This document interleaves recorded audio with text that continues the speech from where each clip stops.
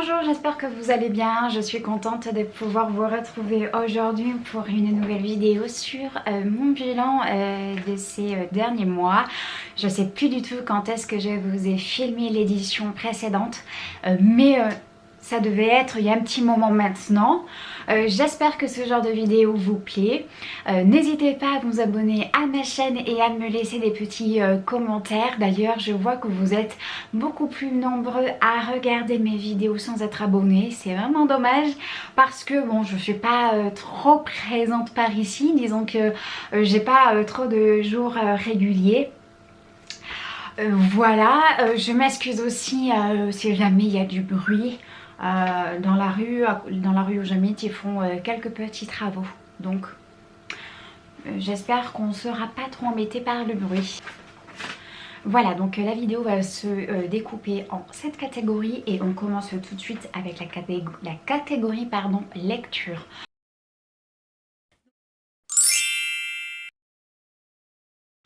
Alors ce mois-ci, j'ai pas réellement beaucoup lu.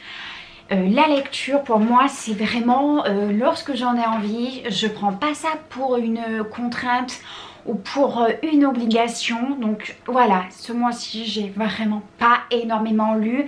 Je suis toujours sur mes 2 livres en cours, à savoir Entretien avec un cadavre de Philippe Boxeau et je suis aussi sur le livre Mes derniers mots seront pour toi de Sabrina Philippe. J'ai quasiment terminé Entretien avec un cadavre. Je vous présente plus Patrick Boxeau, je pense que vous le connaissez à force d'en entendre parler de ci et là sur internet. Une fois que j'aurai terminé son livre, je pense que je me prendrai finalement son premier livre parce que j'ai commencé par le deuxième et après je lirai le premier.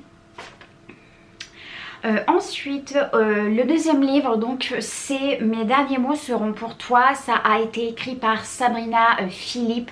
Sabrina Philippe, elle est psychologue et il y a quelques années de ça, elle intervenait finalement en tant que psychologue dans une émission présentée par Sophie Davant, il me semble, et ça devait être toute une histoire, il me semble. Voilà donc pour ma catégorie lecture. J'ai pas mal de livres qui me tentent énormément, mais je ne vous en parlerai pas dans cette vidéo parce que j'ai très envie de vous faire une wishlist sur mes lectures qui me donnent très envie. Je sais pas si ce que je dis est français, mais bon, vous avez compris.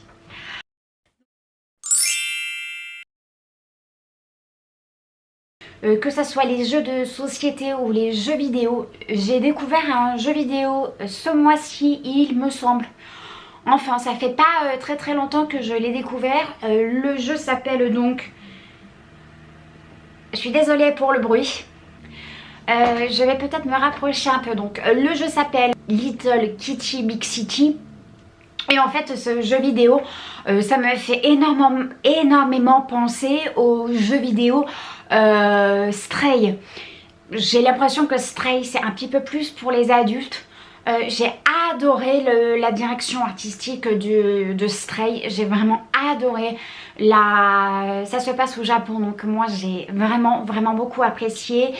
J'ai beaucoup aimé les décors qui étaient vraiment très bien faits, mais je l'ai trouvé un petit peu dur et bon, je l'ai aimé mais sans plus. Par contre, pour Little Kitty Big City, je l'ai adoré du début à la fin. Je ne l'ai pas terminé à 100% parce que bon, on s'ennuie un peu. C'est plus finalement destiné aux enfants, mais un adulte peut y jouer aussi, mais je pense qu'il s'ennuiera très vite parce que le jeu lui-même se termine très rapidement. En 10 heures, le jeu peut être complètement terminé, puis ensuite on a des petites quêtes. Ça s'appelle les challenges ce sont des petites quêtes qu'on peut avoir au fur et à mesure de l'avancement du jeu. J'ai vraiment beaucoup aimé ce jeu. Par contre, je l'ai payé un petit peu cher.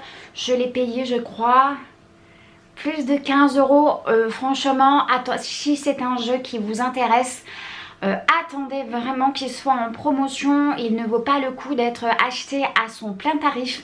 Par contre là aussi j'ai beaucoup aimé l'histoire de ce petit chat. J'ai trouvé que le jeu en lui-même était vraiment très bien fait. C'est en style cel shading, je crois qu'on dit ça comme ça, mais moi tout ce qui se rapporte à l'univers des jeux vidéo, je suis vraiment très nulle. Mais en tout cas c'est un jeu que j'ai beaucoup apprécié.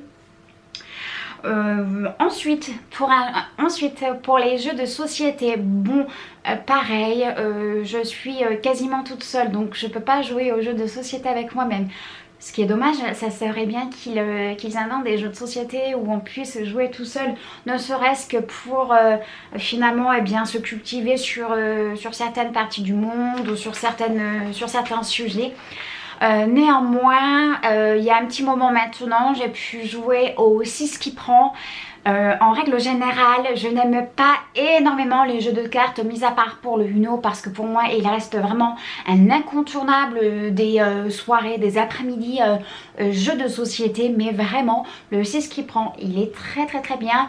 Il est un petit peu compliqué à prendre en main, surtout au niveau de certaines règles du jeu, mais vraiment on s'amuse toujours très bien avec ce genre de jeu. Je ne l'ai pas mentionné dans ma liste, mais il y a aussi le jeu Wasabi. Là je serais pas non, c'est pas le jeu Wasabi, c'est le jeu Gorilla. Alors ça c'est vraiment un jeu que j'ai adoré jouer il y a 4-5 ans de ça. C'était bien avant le Covid, c'était bien avant le Covid. Et là c'est pareil, c'est un jeu qui est vraiment très agréable à faire en famille. Donc voilà pour la catégorie jeu.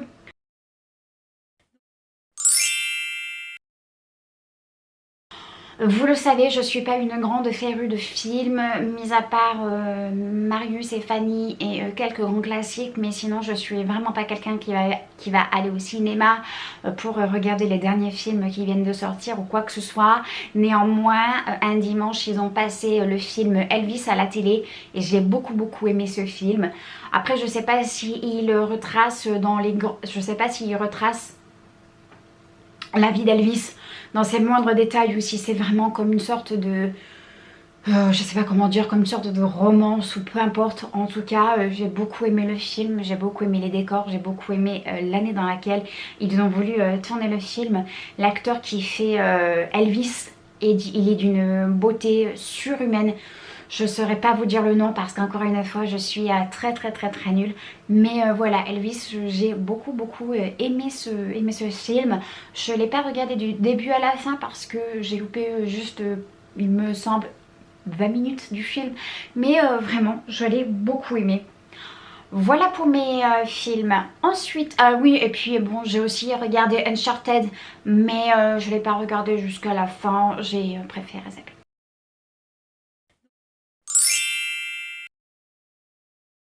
Donc là j'en ai deux à vous conseiller entre guillemets. Bon, moi c'est vraiment des podcasts que j'écoute tout le temps. À chaque fois qu'il y a un nouvel épisode, j'essaye de me tenir à jour.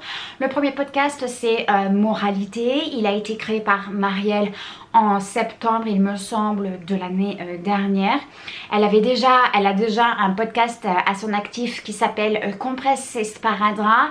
Dans Compresse et Sparadrap, Marielle donnait la parole aux gens qui faisaient partie du milieu médical, tous les métiers paramédicaux. Là, pour son deuxième podcast, Moralité, c'est vraiment des podcasts qui durent entre 15 à 20 minutes. Et en fait, elle va nous partager... là le dernier en date c'était sur les inventions dont elle aimerait voir le jour. Elle a fait un podcast sur l'Igonesse, elle a fait un podcast sur des thèmes vraiment très variés. Et pour moi c'est vraiment un énorme plaisir de retrouver Marielle tous les lundis à 7h, 6h, 7h, très tôt dans la matinée. Ensuite, mon deuxième podcast, c'est La Libre Antenne avec Olivier Delacroix. C'est un podcast que j'aime beaucoup écouter. Il y a certains témoignages par moments qui peuvent être très poignants, effectivement très poignants, très bouleversants.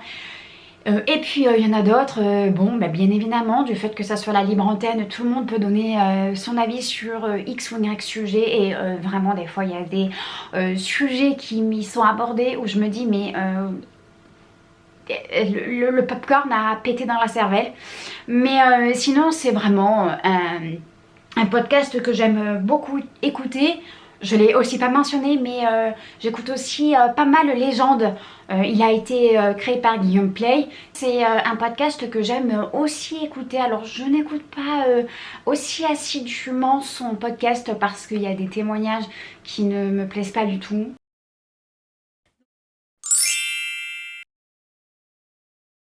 Alors j'ai découvert et redécouvert pas mal de petites chaînes YouTube.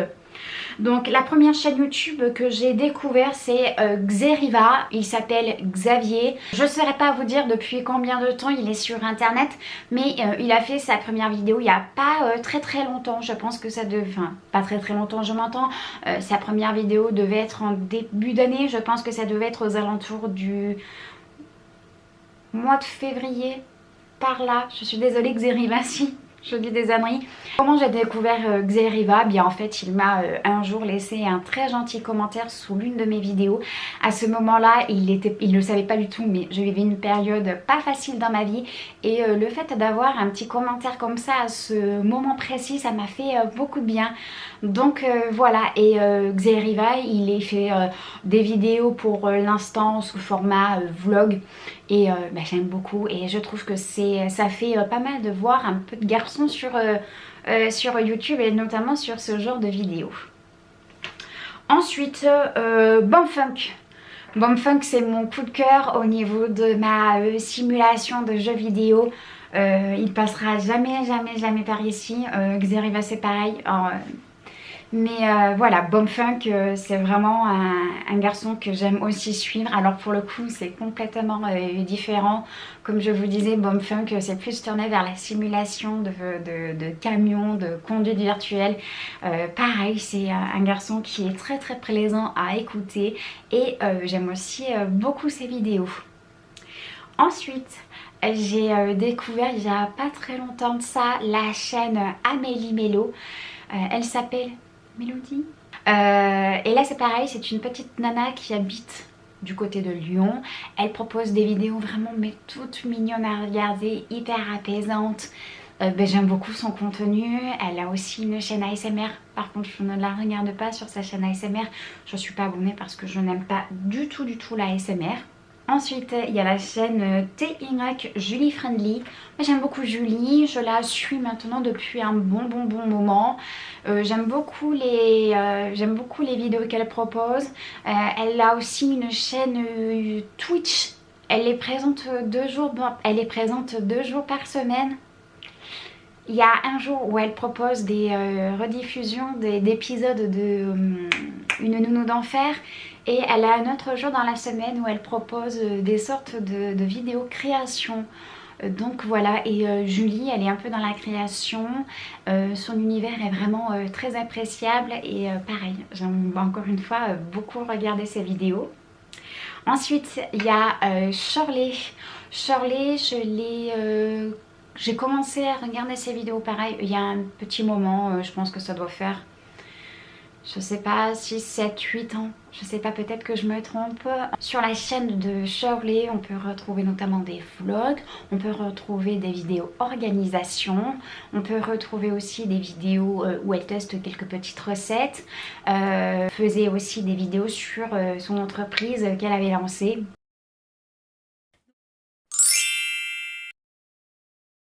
Eh bien c'est tout simplement un blush de la marque NARS.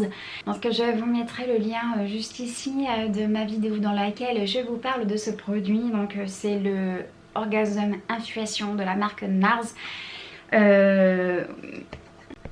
Et vraiment pour moi ça a été mon plus gros coup de cœur au niveau maquillage. Ce qui est marrant c'est que j'ai ce blush mais depuis je pense une éternité. Je m'en étais jamais servi parce que je trouvais ça bizarre d'avoir un blush pailleté et puis Dans une vidéo d'une youtubeuse, elle a dit qu'elle avait un blush qui était similaire au NARS, et quand elle me l'a montré, j'ai trouvé ce blush très très beau. Et quand elle a dit que son blush c'était le similaire de chez NARS, je me suis dit bon bah il faut que tu l'essayes.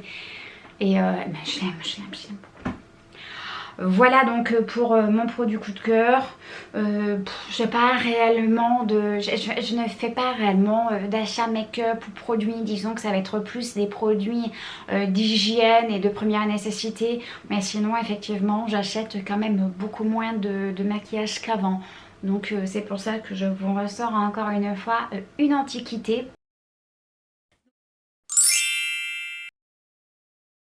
Mon humeur du mois, ça a été un peu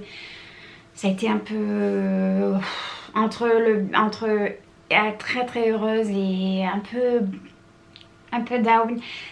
C'est vrai que tout le mois de mai, il n'a fait que pleuvoir tout le mois de mai. Il me semble qu'on a eu même pas une semaine entière de beau. Il a fait que pleuvoir. À partir du moment où je sors de chez moi, si je sens une moindre goutte sur ma peau, ça veut dire qu'il pleut ou qu'il a plu.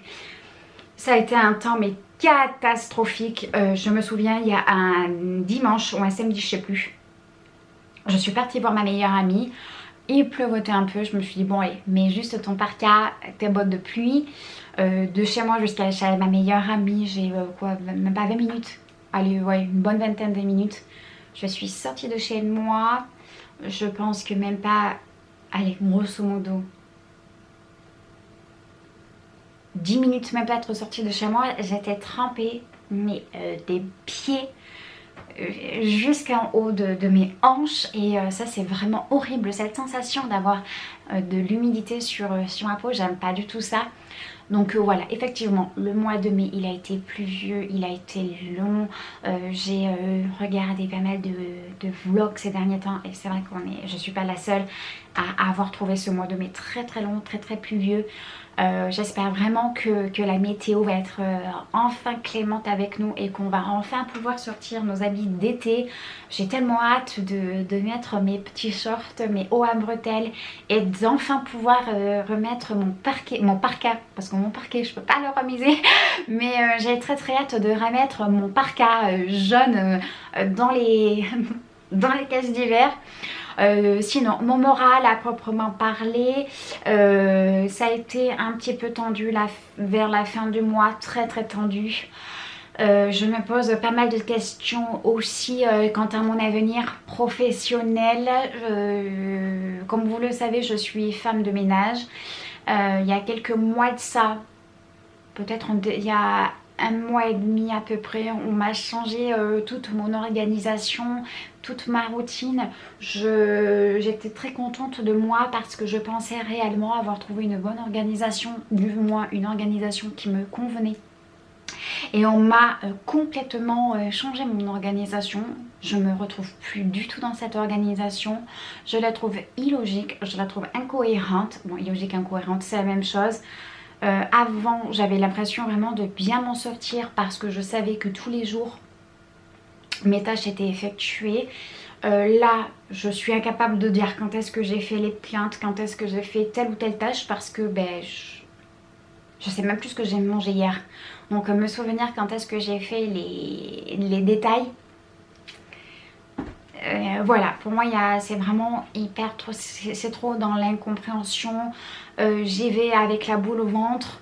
Il y a quelques jours de ça, j'ai failli péter un plomb, mais vraiment, encore une fois, je me sens pas légitime à parler de ces problèmes parce que il y a des gens qui ont des métiers mais bien plus durs que le mien. Mais voilà, à force de toujours regarder pour soi et de rien exprimer, et de toujours avoir cette sensation d'illégitimité, bah, je pense qu'au bout d'un moment ça peut faire plus de mal que de bien. Donc pour l'année prochaine, je suis pas sûre de rempiler au collège. Et en plus, ce qui était marrant, c'est que donc la dernière fois, quand j'ai vraiment eu ce coup de colère, où, allez, je me suis dit que prends sur toi, j'avais vraiment envie de tout envoyer valser. Et puis à la minute où je me suis dit, bon allez, tu sais quoi, il te reste un mois à tenir, c'est pas non plus la mort à boire. Une fois que les gamins seront en vacances, tu fais ta lettre de démission. De toute façon, je quitte pas non plus mon entreprise à proprement parler dans laquelle je travaille. Je vais aussi demander à mon chef si c'est possible pour moi de garder mes deux lieux actuels parce que c'est des endroits où je m'y sens bien et que je suis toute seule et que je peux organiser mon travail comme j'en ai envie. C'est vrai que j'ai cette partie de moi qui fait que j'aime beaucoup travailler seule. En règle générale, j'aime être aussi seule, donc je pense que bon, ça se recoupe. Voilà, mais effectivement pour le collège, en plus mes heures ont été un petit peu réduites. Donc bon, l'un dans l'autre, ça me ferait perdre quelques petites heures. Après je vais même garder mes chantiers que j'ai le matin. Et puis il y a certains jours dans la semaine qui sont un peu plus cool que les autres. Donc pourquoi pas demander à mon patron de me basculer toutes les heures du collège, de me les redispatcher le lundi ou le vendredi. Enfin voilà, et puis bon après j'ai quand même quelques petites aides par-ci par-là. Donc mais voilà, j'ai vraiment très envie de... J'ai vraiment très envie de changer d'air tout simplement. Moi j'en ai marre de... Et puis c'est toujours d'avoir des remarques alors que j'essaye de faire mon travail au mieux. Il y a toujours quelque chose qui va pas. C'est vraiment très pénible. Et puis voilà, j'y suis depuis un petit moment. J'ai envie de voir si l'herbe est un petit peu plus verte ailleurs. Enfin...